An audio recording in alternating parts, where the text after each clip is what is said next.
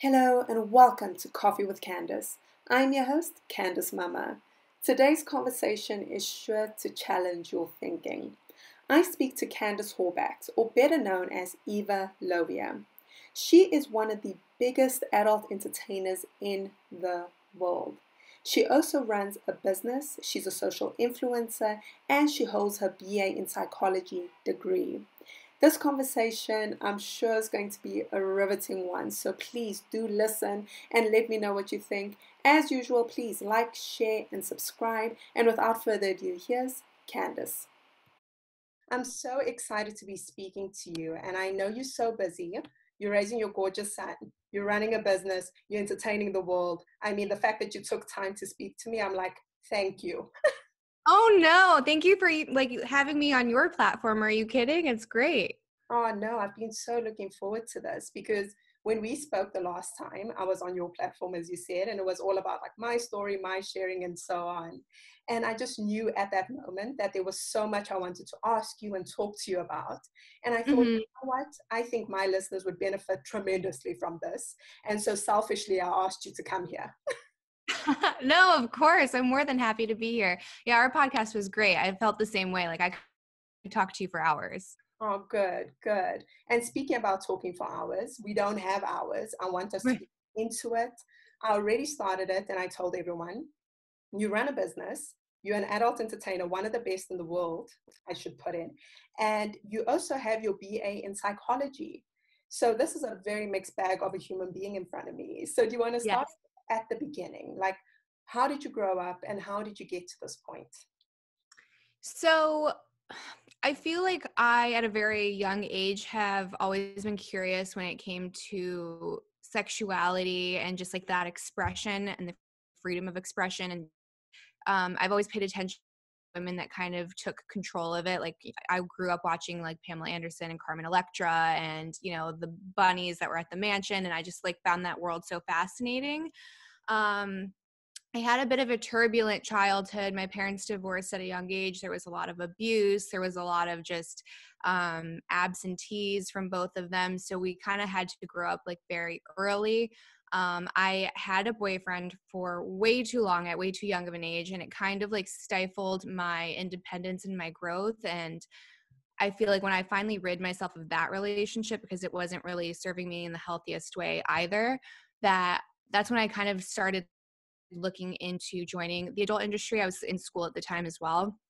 And for me, it was a way to find myself and express myself and kind of take control of my sexuality. And I know there's like a big misconception. It's like, women are victims in that industry and there's no such thing as empowerment. But I think empowerment looks different across the board, right? Like some women are empowered by being modest, and that's great. And some women are empowered by being more sexual, and that's also great. So it's just knowing what is healthy for you. So that's kind of how I got my start in the industry. And then I met my now husband while I was shooting. He's like the most supportive and confident man I've ever met. So he helped me kind of navigate any of like the turbulent aspects of the industry while like always being there for me. So for me, I've had like a really good experience as far as like the industry goes like overall, but it's definitely, there's also a dark side, just like there is with everything else.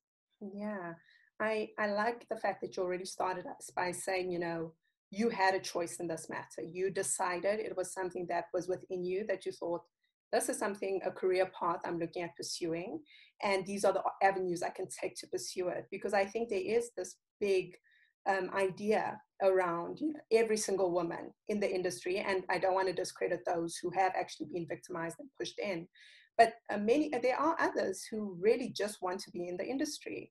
And Mm-hmm. speaking of which, so you spoke about your turbulent childhood, you spoke about this relationship that impacted you when you were in those arenas, when you were still in your formative years and in this relationship. How did you get yourself into a place of saying, this is exactly it, this is my way out? Because I know a lot of people turn out one of two ways. They either end up being like you, successful, vibrant, alive, or they end up, on the streets or taking substances or not being able to cope with their realities. So for you, how do you think you navigated that path? So I think part of it is just biology. I can't like take all of the credit for it because I do have other siblings and the success story isn't there for everybody. One of my siblings has like a very, what you would consider stereotypical situation when you compare it to our upbringing. Like it wouldn't surprise anyone. Like, they've been homeless several times and lots of kids and, living below poverty. It's just a very sad story. So I would say that some people are born with like a bigger threshold. And I think that's like a small part of it. And then for me personally, I just, I saw the adult examples around me and how unhappy they were with the decisions that they were making. So my decisions were to be financially independent. That was huge for me.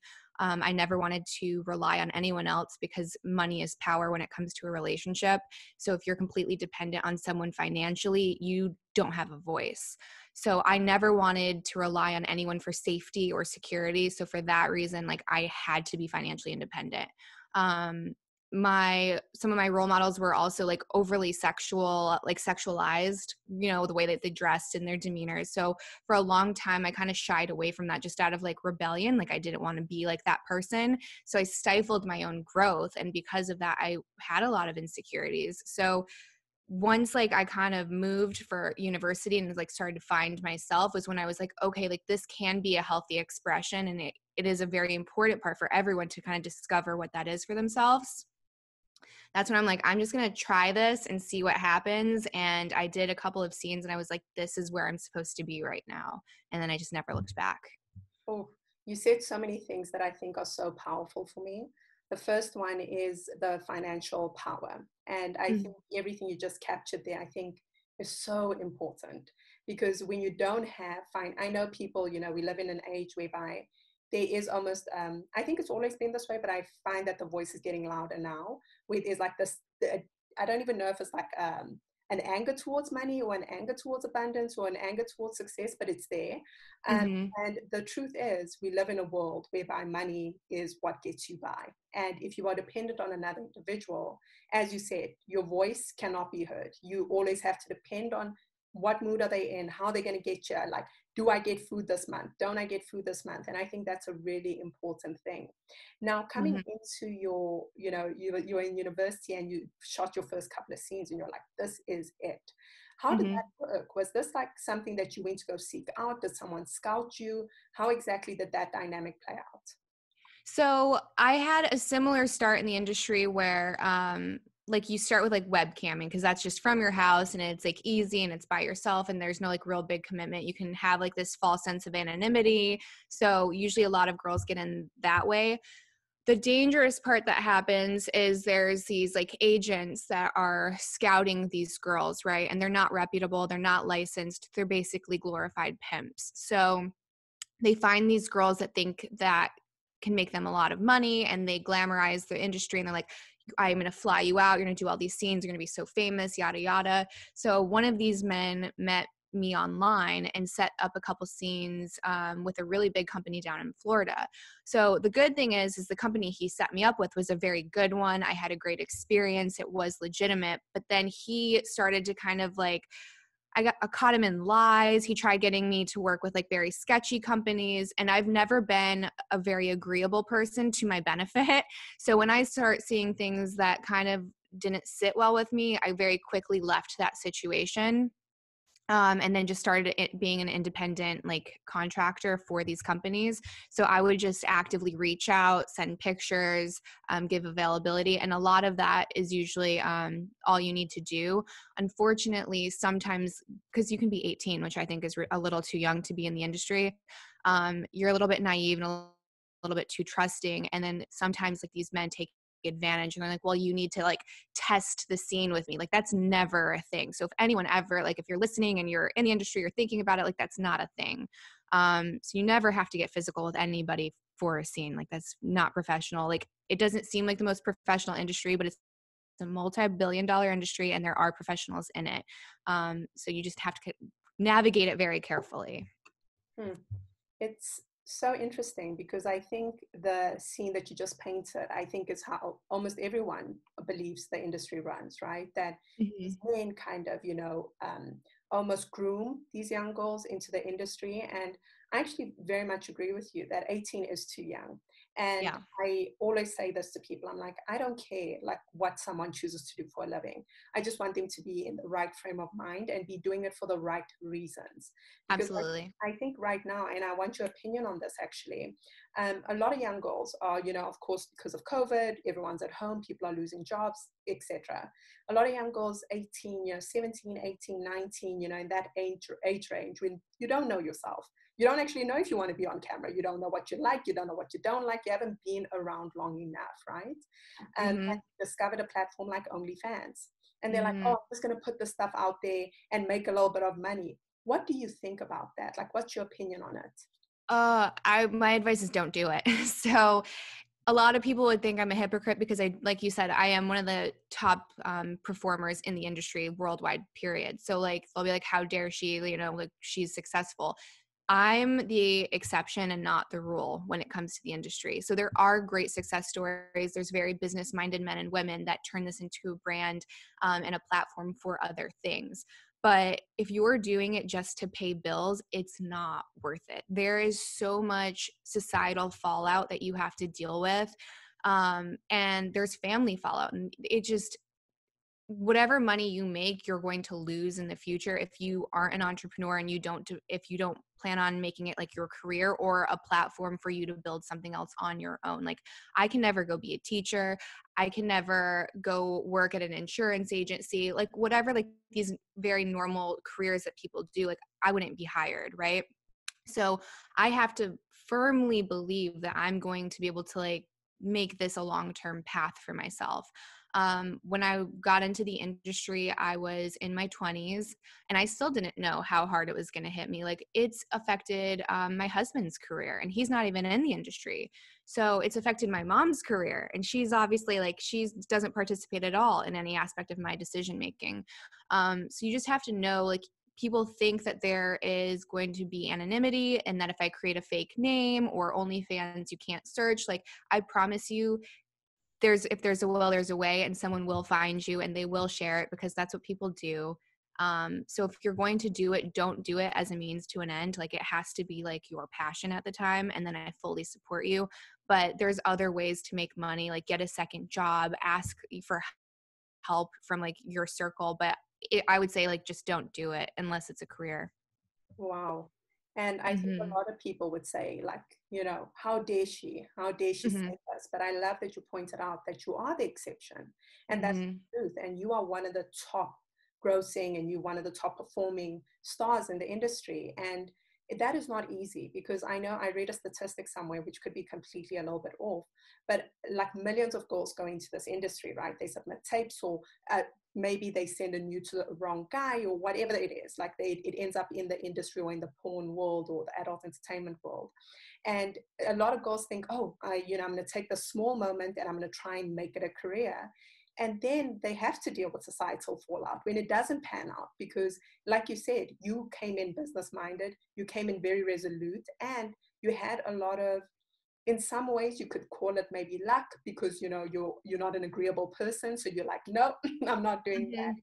Whereas I Mhm. think a lot of young women who do enter this industry are going to be like, if he says it and I trust this man that I've never ever met in my life, Mhm. then it must be true. And I just love that you put it into context that you are an exception. You are a complete Mhm. exception to this. And so you also spoke about how this has really impacted your husband, your family, I'm sure friends, acquaintances, whatever, it may be. And for you, being so successful and people also looking at your industry as such a taboo, right? Like no one's Mhm. going to come up to you and be like, hey, I know you. you It's know very rare. Mhm. but I'm sure you can tell, like if someone is like staring at you, you're like, that person probably knows me. 100%. It's actually surprising. Like, I'll get like a, a decent amount of people that are brave and they'll come up and ask for a photo or just say that they're a fan. Usually it's actually more often women than men, which I think is so interesting to me. But most of the time it's kind of like they stare at you like you're a zoo animal and you know that they that who you are. It's like, this would just be better for everyone if you just like came and just said hi instead of just like looking from afar. But I get it. Yeah. Oh my gosh, it's so interesting. But I want to actually know, because we spoke about it a little bit the last time, which is, you've got a very large social media following as well. And people sometimes just follow you to really be mean-spirited. And I Mhm. want to know, how do you deal with that? How do you deal with that, especially being a spiritual person? You're an empath. We're going to get into that. But how do you deal with people just coming to consistently troll you? So I feel like it's a conscious effort every day. Like it's not like I can say I figured out this way and I'm just always zen and like no one can pierce this bubble. Like there's times where more emotionally strong than others. So I can like scroll through and just try to filter out the negativity and only respond to people that are like being positive and adding to the conversation. But there are times when someone says something like so just ugly that I feel like I have to respond because in my mind I think I can make them see the light, which is never going to happen, right? Like we can't change people, especially someone we don't know. Um, that usually ends up biting me in the butt because then it's just like it just swarms on, like it almost like exponentially grows on top of each other because then other trolls kind of come in.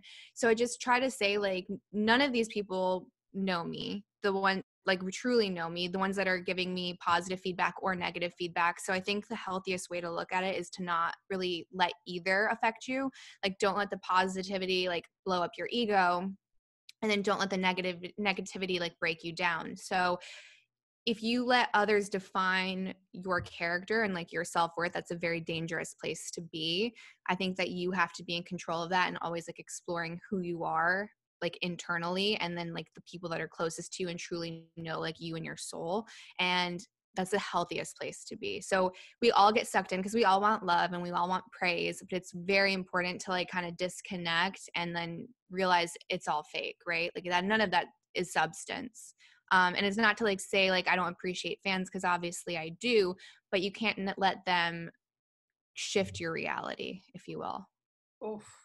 And it Mm, actually leads me into my next question, self-worth, right? mm, Being in the industry that you're in, people having strong opinions about you, whether they know you don't know, you hear it through the grapevine, you mm. wonder you're going to take your kid to school and the mother's going to be acting some type of way. How do you, keep your self-worth strong? How do you keep yourself in a place that says, that's got nothing to do with me, it's projection, or it's about that person? So that took a really long time as well to get to a healthy mind space with that. A lot of times I would take it personally and I'd be like, well, why don't they like me? They don't know me. And it's like you said, it's all projection. So it comes back to like that whole like Simon Sinek, like know your why.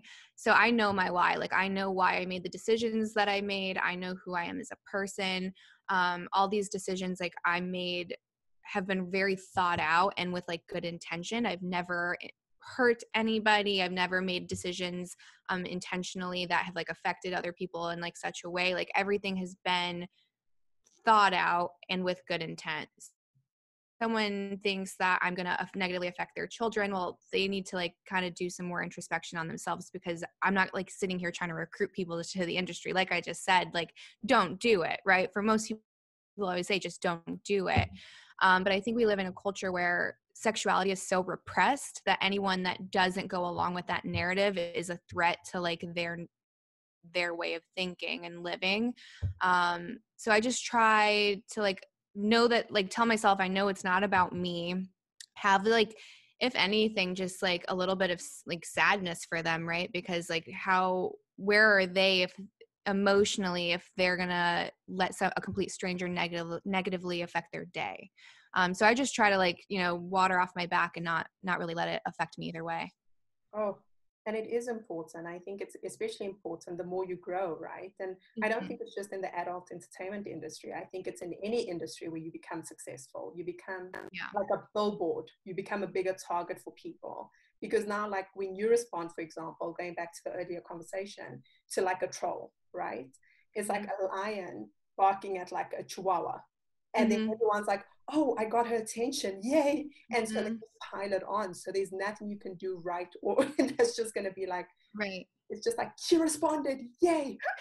Yeah, you just kind of have to be yourself and like again just like not let other people tell you who you are because they don't know at the end of the day. Like only you know that. And again, like all of my actions that I guess are like up for debate whether they're good or bad of society and parents and whatever, like all of the sex I've had has been consensual. It's been with adults, like, and it's been professional. I think a lot of people are so uncomfortable with the industry because they think it's just like a free for all, but there's like testing every 14 days. Like there's a crew, like it's not as unsanitary, I think, as some people think it is. And I think the problem too is when we just like blanket paint everything with like a negative connotation, we can't actually address the issues, right? Like if everything's bad, then nothing is bad. So you have to be able to separate my experience in the industry, which is with mostly very professional companies, versus some girls that get sucked into like really sketchy situations. And if you treat them as the same, you're not going to be able to identify the problem. So I think we could do a lot of growth and like help a lot of women that need it if we were to actually focus on the industry a little bit, even though it makes us uncomfortable. Oh, I love that you actually segued into that, because that was going to be my next question, which is, you know, because society is so afraid to just speak about this thing, something that we all were created through, something that is so healthy. And as you said, it's repressed, right? It's because we are taught to repress our own sexuality. It's almost a direct fight against us when we see people who embrace it. It's like we take it so personally. And speaking about the issues in the industry, what do you think can be done in order to, I don't want to use the word police because it's got such a negative connotation, but in order to lay enough laws into the industry that it actually does protect the workers?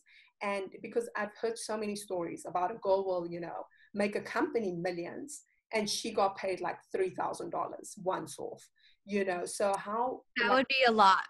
oh, Just so you know, that oh, would be a lot for some people. If I told you some stories, your mind would be blown. Yeah. Yeah. whoa. So what do you think needs to be done? Like, where should the conversation be going? So I think that there needs to be a 21 and up rule, like just across the board. I don't think at 18, 19, even 20, like you have any understanding of the ripple effect of that decision. I would like, again, I was like 21, I think, when I got in, and I still didn't really know. Again, I'm the exception. It worked out very well for me, but it was very difficult. Like I had some of my childhood friends that just completely abandoned me because they thought it was immoral. So you don't know who's going to support you and who's not until it actually comes out. So that's the first thing. I think that the unfortunate part is the industry, for the most part, is a bit of a monopoly. So that doesn't really give a lot of power to the performers. So if something goes wrong on a set, if you don't kind of go along with it or pretend that nothing happened, then it's very easily to be blacklisted and that your career is over. So there has to maybe be, it's going to sound ridiculous, but almost like an HR that's on every set that should be a woman that's independently contracted, doesn't work for the companies. That way, if they're, because again, it's a very sensitive thing, right? Like it's sex. So anything can go wrong. Consent isn't always obvious, especially when there's a room of sometimes like 20 men, right? Like with cameramen and lighting and the director, there's very few women on set. So if something happens that makes you feel uncomfortable, biologically most women are agreeable. That's just a fact. So she's not going to feel safe or in a position to say, this is wrong. I felt like you were taking advantage, whatever the situation, right? She's not going to speak up. So there needs to be like an independent HR person that's ideally a woman, that checks that person out and is there for the whole scene to make sure everything is like kosher. So I think that would be huge. And then also just like some sort of, like they've tried doing it where it's almost like a union. I'm not usually a big fan of unions because those get really tricky, but in this situation, it might actually be beneficial because a lot of these women also don't have access to mental health care. And they don't know how to save their money. And again, like there's so much societal fallout that even someone who goes in with a pretty sound mind, it's very easy for you to like slip into a depression or get a social anxiety because you have so many people attacking you and saying what you're doing is wrong. So yeah, I think that those are like the three biggest things to tackle, and I think it would make a huge difference. Jeez. And why do you think it is that, I mean, after all these years, right? I mean, the internet's been around for a very long time. Platforms like Pornhub and others like it have been around for an incredibly long time. And like you said, it's a multi-billion-dollar industry. Why is it that corporates or governments aren't stepping in and saying, let us protect these women? Like, is it the taboo, do you think it is? Or are they benefiting from not protecting the women?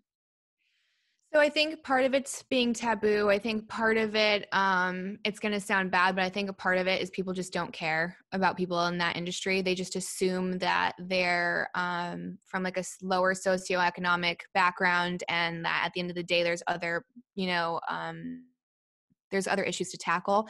But something I think we can all get behind is something is like child trafficking, right? Or child abuse videos. And these happen because a lot of these mega companies don't have like a filtration process, right? Like they just let anyone upload a video. So like something like that should be regulated. Like you shouldn't be able to just upload any video without any paperwork, without any identification, without any video of consent. I mean, there's just a lot of shit that can kind of happen, right? Like that's, no one wants to talk about it, but like, let's talk about kids. We can all agree on trying to protect children, right? So we have like this weird ideology, I think, especially in the States, where we want like no government control at all. And I'm team small government all day, but I think that there needs to be some law and some regulation, right? We need that to have a society. So it's not to say that you can censor a company or not, but it's to have certain regulations that are protecting minors or protecting people that aren't consenting. So I think paywalls are huge. I don't believe in free explicit material. I think it's very irresponsible, and it's also very unsafe. So regulating paywalls, and it's tough again because you have servers that are international. So how do you regulate that? So in order for legislation to get passed, we have to first have the conversation. We have to be comfortable with talking about sex. And the fact of the matter is Pornhub, for example, gets the #1 amount of traffic in the world daily, right? Daily. It's like no one is even close to the numbers that they're pulling. And so clearly there's a lot of consumption happening. So if we can consume it, we can talk about it. Ooh, that is powerful. That is soundbite. That's exactly what I was thinking. I was like, yeah, that is it. No, and I thank you for sharing this knowledge with us, because I think this is so important, especially for these young girls that are thinking about entering the industry, that are looking at people like you, and maybe not listening to someone like Mia Khalifa, whose work I've seen, like, her interviews I've seen in bits and pieces about, how she's been banned from Lebanon and other countries, and how, all these people, and how little she actually made for what the fallback was. She actually really didn't profit much. And I think there is this misconception that, oh, she made millions and millions, and now she should suffer for the rest of her life for it. And it's like, she did not make a lot of money, and she speaks out against the industry. So for you, when people speak out against the industry, who've been in it, like Mia Khalifa, what is your stance on that? Do you support it, or do you just think, she just had a bad experience? So I think it's important to mention that everyone has their own experience. And if I'm not there, I can't speak to the validity of it. It's very possible to have a bad like I've had several, like my reputation in the industry is that of like a very difficult woman, and I'd wear that as a badge of honor, and that simply is because I say no a lot, and I think more women need to say no. So with Mia's situation, from what I've heard, her scene that was very controversial was she wore a hijab, and I'm sorry, like in this day and age, that's kind of wrong, right? That's wrong. So of course you're going to get a lot of shit for it. So I think she has a really bad taste in her mouth because she doesn't want to take accountability for her participation. I also think that she probably was maybe blinded by wanting to get famous. And again, she's still using her porn name. So how, like, she is making money off of her negative experience with the industry. So I don't think that she's being completely honest about the entire situation.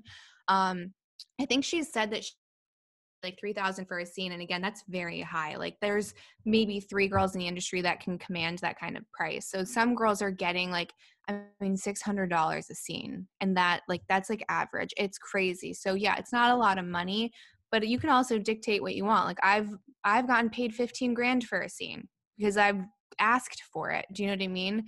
So women need to kind of like start standing. I say this and it's going to be controversial, but I feel like no one can make you a victim but yourself, right? So someone can do awful things to you, but where you are and what you do with that is going to determine whether you're a champion or a victim of your circumstance. So it doesn't make what they did right, but you still have power in that situation. I don't care what situation it is, you can take your power back. So yeah, there's a lot that can go wrong with the industry, but only what you allow. Like, you can always leave, you can always say no, you can always command a different price. If so I showed up to a scene and someone's like, you're gonna put on this hijab and do a scene with all these guys, I'd be like, you're out of your mind. Like, absolutely not. And I've had similar situations where they try to like over racialize a scene or just do something I'm just not comfortable with, and I've always said no, and I've walked out of sets. Like, and again, I did very well for myself. They still hired me even though I was difficult. So it's not to say that women don't have bad experiences. They definitely exist. But what you do with that, I think, is more important. Oof. And thank you for that clarity and that another, thing that you said, which is accountability. And that's where I want to actually move us to, which is, to get to a place where you understand that you have the power. Not many people in this life get there, right? Not a lot of people will ever get to a point where they say, oof, I've hated my situation for 5 years, 10 years, 20 years. I've lived under the shadow of this, whatever that is. That could be, my dad left, or my mom did this, or I got, this happened to me. And people can live under that story forever, and it can hold them hostage forever. So when did you come to terms with accountability, with that personal accountability of, you know what, Candice, I'm not a victim? So it took me a really long time, just like most people that have had like that transcendence. My situation, I actually got really sick. So I was probably in my early 20s. I can't remember what age, but I started like losing a lot of weight. Like, and I was so hungry. I couldn't figure out what was going on. I felt like I had the flu all of the time. I got down to 90 pounds, like 90, like skeleton. So finally, I go to the hospital because my resting heart rate was like over 200. Like, I was about to like have a heart attack, basically. I had a really progressive stage of Graves' disease, which is a hyperthyroid, but it literally can kill you. So it's an autoimmune disease. A lot of people in the spiritual world will say it's caused by trauma, or like not using your voice. Like, there's some kind of like blockage happening spiritually. So that kind of like forced me to like look at my surroundings and how I was like looking at everything. Like, I was miserable, I was angry, I was blaming a lot of people, I was blaming my parents, blaming my mom, and of course, like, there were things that I would never do as a parent that they did, right? But again, like, I was like living under this rock of blame. Like, I was not in charge of my decisions, and the reason that I was broke was this reason, the reason that I was angry was this reason. Like, nothing had to do with like me and my accountability. So when I kind of tried to like reframe the way that I looked at the world, right? Like, I don't have to be angry. Like, yes, that stuff happened in the past and that's fine, but I can either focus on that or I can focus on the life that I want to build. And luckily enough, like, my husband now, at the time, like, he's just like, he looks at the world with just like such like positivity and beauty, so light. Like, I've almost never met someone who's just so light, and he helped me kind of see like it doesn't have to be that way, and I'll be here while you go through that. So he was a huge like role in my transformation. But it was just like, do I want to be angry? And I believe in like transgenerational trauma. I feel like there's almost like stories that get passed down from parent to child to grandchild, and it keeps getting bigger and louder until someone breaks that cycle. So I figured I could either perpetuate that cycle and pass it on to my kids, or I could be the one that breaks it. And I just chose to be the one that broke it. Wow. I mean, everything you said is just wow, wow, wow. I completely agree with everything you said. I agree with transgenerational trauma. And I also agree with, I think we have similarities in that sense, whereby I also got very sick, where I was holding this, and what I always say to people is the irony with trauma or pain is when you've experienced a painful situation, no matter what it is, if it's really painful, people will actually almost allow you to be a terrible person. People will always justify your terrible behavior. They'll say, oh, don't worry about Candice, her dad died. Don't worry about this person, this happened. And so if you don't get to a point in your life where you say, I'm tired. My body is physically tired and my mind is tired. I'm tired of things constantly happening to me and not for me, because that's the Mhm. victim attitude, right? It's life happens to me. My boss is terrible. My family's terrible. My this is terrible. My that is. And you're like, have you noticed that you are like the common denominator in all the terribleness in Yes. your life, right? Yes. Mhm. And did you find that when you came into this place of looking at your life from a different angle, it changed your friendship groups, it changed the kind of people you gravitated towards, that kind of thing? Did it change the people, I wanted to say? 100%. Truly believe like attracts like. So if you're in a negative space, you're going to attract more problems and more people with like similar situations that you find yourself in. And then if you live in a positive space, then again, like everything's going to happen like for you and not to you. Like a pretty crazy story. Like some people are just going to think I'm crazy after saying this, but we did this alpha brainwave training for like a week, and it was probably like 16 hours a day that we were doing this like brain training. It was very intense, very immersive, and it focused a lot on forgiveness work. So you'll focus on one person and you go through every transgression that they've done, like the smallest to the largest, and you know that you've had like a clearing with that person when there's no longer like that feeling in your chest when you think of that wrongdoing, right? Like it's clear, like you're light, and you're like, you find a way to look at this person with love, even though like they might have done something awful to you. So we do this for an entire week. I literally left that place feeling physically lighter. Like I could float. Like it was the craziest, trippiest feeling, like going back into reality after that. My thyroid started to level out without medication. Like I told my doctor that I just stopped taking it. And he's like, no, you can't do that. We have to do blood work. And he did the blood work and it was fine. And he didn't know how. I was told I couldn't get pregnant. I got pregnant shortly after. Um, Everything just started clearing up. I've never been more financially successful without having to try like as hard as I have when I wasn't. It's just, my marriage has never been better. I found like a new circle of women that are all very strong and independent and entrepreneurial that, just kind of seem to fall out of the sky. So with all the work that I did on myself, it just like had this massive butterfly effect that I can't even begin to like describe the benefits of. Oof. I mean, Mm-hmm. that sounds like an incredible journey, and I can Oh believe yeah. that because it's what you hold in your mind, right? Whatever that may be, whatever thought it is, because for most of us, it goes so deep, and most of Mm-hmm. it goes back to one thing: worthiness, right? The reason we're angry at people, they challenge our worthiness. When people hurt us, it's our worthiness that's in question. It's constantly that if I was worthy of love, my dad wouldn't have done this. If I was worthy, this wouldn't have happened to me. If I was worthy, whatever that may be. And when you reprogram that and you're like, it doesn't matter what I do, what I say, I'm always worthy. And when you release that anger and resentment, and you just understand that people are who they are and it's got nothing to do with you. And you allow yourself to receive love. Because I spoke to a gentleman, his name is Kendall Gears, and he spoke about how before he healed himself, love, healthy love, felt claustrophobic to him. And so he would run from it and it would be like so just uncomfortable.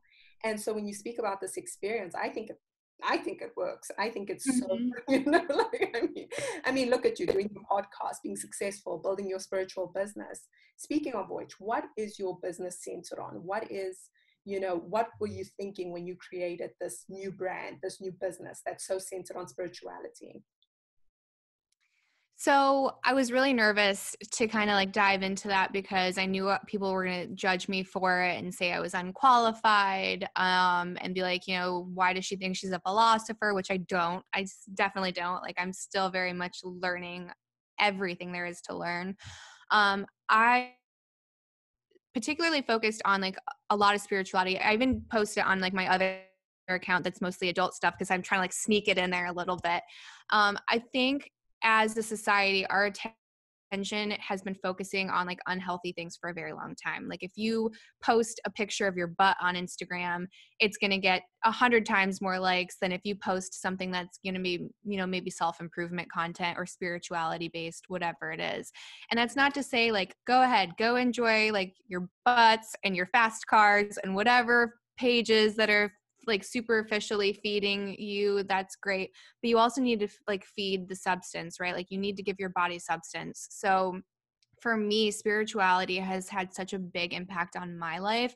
I would have always said it was woo woo. I would have probably picked on people like myself too in the past. Like I didn't discover it till later in life. So if I can be someone that inspires someone to just be curious about it, like I'm never trying to like shift someone's belief system, but if I can just get someone curious and then they do the research themselves and they find it on themselves, and that's like so powerful. And I feel like a sense of fulfillment from that. Where my previous career, like there is some fulfillment, don't get me wrong, but it's not the same. So I'm just trying to find something that like my mind can hopefully inspire other people to have a more beautiful life. Oh, I love that. And I do notice that on your page, you sneak in like once in a while, like something thoughtful and something, thought provoking. Uh-huh. It's like, I'm like, now that I have your attention, read this. but I think it's so clever, and I think that's what adds to your business acumen. You understand this, right? You not trying to fight what you know people are going to want. You're not like, Mm-hmm. I'm just read this, right? Because none of us respond to that. No one responds to someone being smacked with a Bible. It's like, No. show me the results. Show me how you did it. And Right. maybe I'll think about it. Maybe. And so you speaking about like, this business and how it brings you alive. Are you looking at transitioning into this at a more full-time basis, or how do you see this playing out in your ideal, visualized future? Oh man. So I think it's important to find like role models or like people that can maybe like represent like your higher self. So like what your goals are for like 10, 20 years. So for mine would be like a mashup between like Giselle Bundchen and Gwyneth Paltrow. So I particularly gravitate towards Giselle because she was the sex icon, right? Like she was literally nicknamed the body. So we like don't even give her the dignity of a name. Like she was nicknamed the body. So people are like, you're a supermodel. Why are you talking about spirituality? And why are you talking about saving the planet? And why are you talking about yoga? What are you just like her page now is very spiritual. And she's like, I'm not a supermodel. It was something I did. Right? Like it was a job. Like that isn't me. That doesn't define me. It was a job. So I really connect with that because people are like, oh, well, you're a porn star. Well, what does that mean? Right? Like, are you your job? Like, if you are spiritual, right? Like, you're none of these things. Like, these things are just existent and you did them, but they're not you. Like, right? Like, you're the observer and all of these things. So I loved that she kind of like took, again, it goes back to taking your power back, right? Like she wouldn't let someone say like who she was, what her worth was. She's like, I'm so much more than the body. So for me, it's like, I'm so much more than just my body. So yeah, like my body's on the internet and I'm not ashamed of that. It just is. But I'm also all these other things. I have all these other interests. So long term, I would love to like have like a really big spiritual platform where I'm, I have people that are actually engaged in listening. And then eventually I would love to do something like Gwyneth Paltrow is doing, where she has like this mega company that also touches on spirituality and wellness. So kind of like a nice little mashup of the two. Oh, I love that. And Mm-hmm. again, you're not what you do, right? But it's only in very particular industries where people take that stance, so they can say to you, like, but you are an adult entertainer, but you are, a supermodel. But no one goes, but you're a mechanic. Why are you speaking about, Right. it's like, huh? No, it'd be the most idiotic like argument.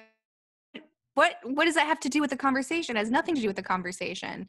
And the thing that I think is so interesting too, there was like this little meme that was going around that I saw on Instagram, and it compared like being a porn star to like being a baker. So it's like this one person's eating cake and they're like, I love cake so much. And then this baker comes out and he goes, oh, I bake cakes and sell them. And then they're like, oh, how dare you, you monster.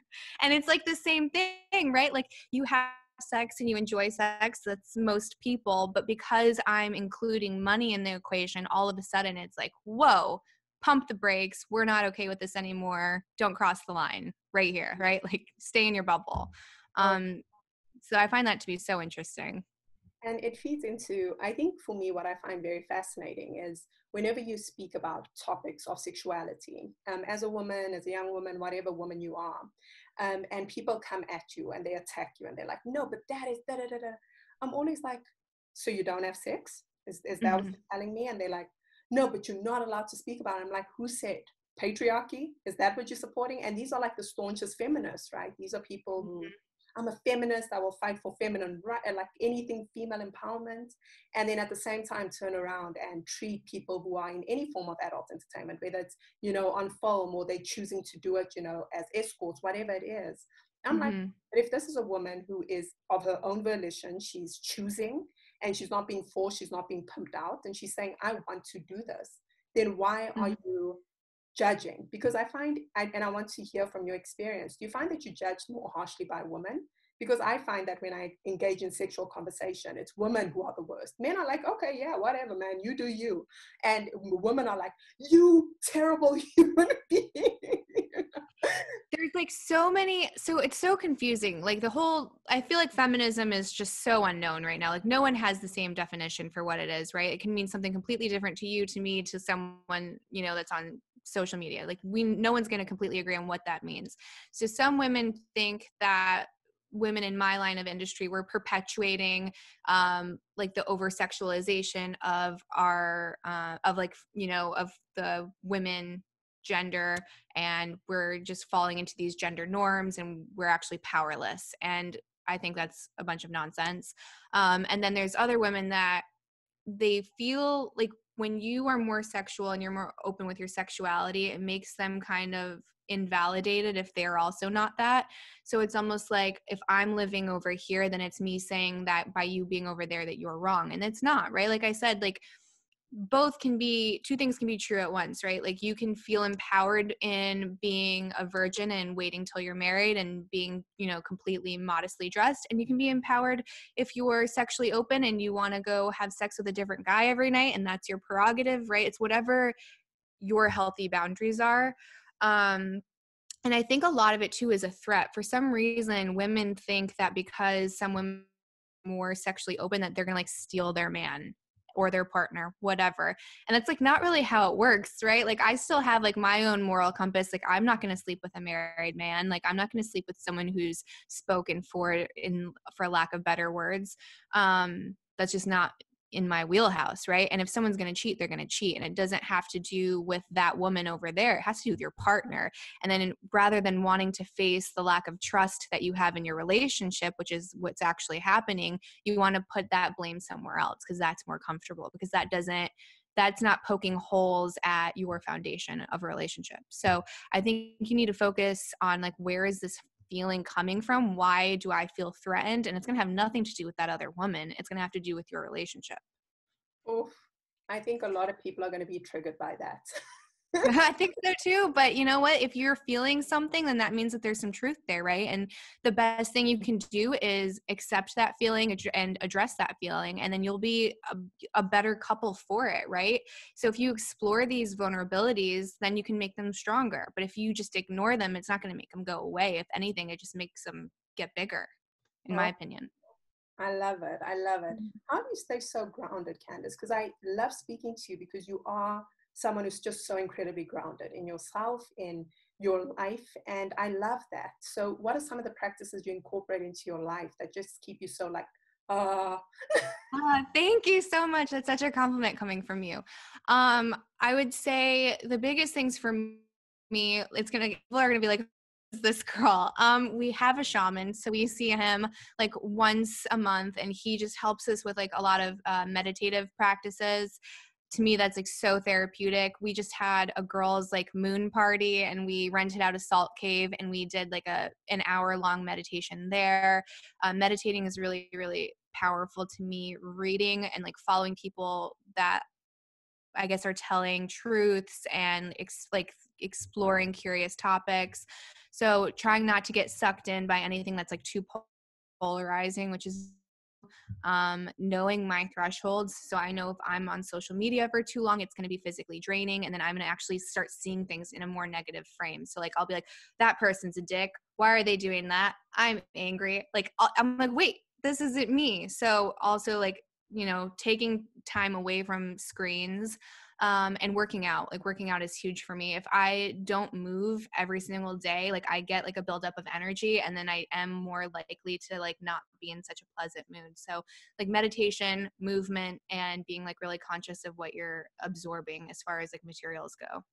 Oh, I love that. And I think everything is important, right? Like I would take all of that. And the only thing I'd probably add in my practice is gratitude, which I'm sure you also do. Um, Oh yeah.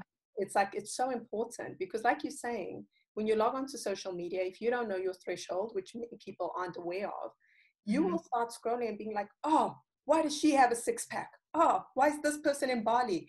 You're like, what? Yeah. Why are you even Mm-hmm. thinking this? Like them being in Bali does not discredit you. You can buy a ticket, go to Bali. Yeah, totally. I find myself too, like I'm not like a really envious person. I think that's such an ugly trait. This one person I was talking to was actually Andrew. He was saying that when people get jealous or envious, it's because you have a lack of vision for your own future. And I was like, wow, that's so powerful. So every time you're like, why do they have this car and I don't? It's saying like, I'm not capable of that success, right? So like you have to reframe it and say like, no, I can do whatever I want to do. I have to work really hard, I have to educate myself, and like, these are the actual steps I have to take if I want that car. So instead of being envious, like focus on like, what can I do to get there? Because that seems fun, right? Like we can both have that car. Life is not a zero-sum game. So just because someone is successful, they're not directly taking success away from you. If anything, they probably have a great blueprint, and you should probably ask them how they got there. And then you can both be where you want to be. I love that. I love that, especially with social media today, right? Like where people do Mm-hmm. have this mentality that I have to be, I have to be the only one. And I'm like, but don't you think that would be lonely? Like who would want to be the only Mm-hmm. anything? Like that's just such a lonely path.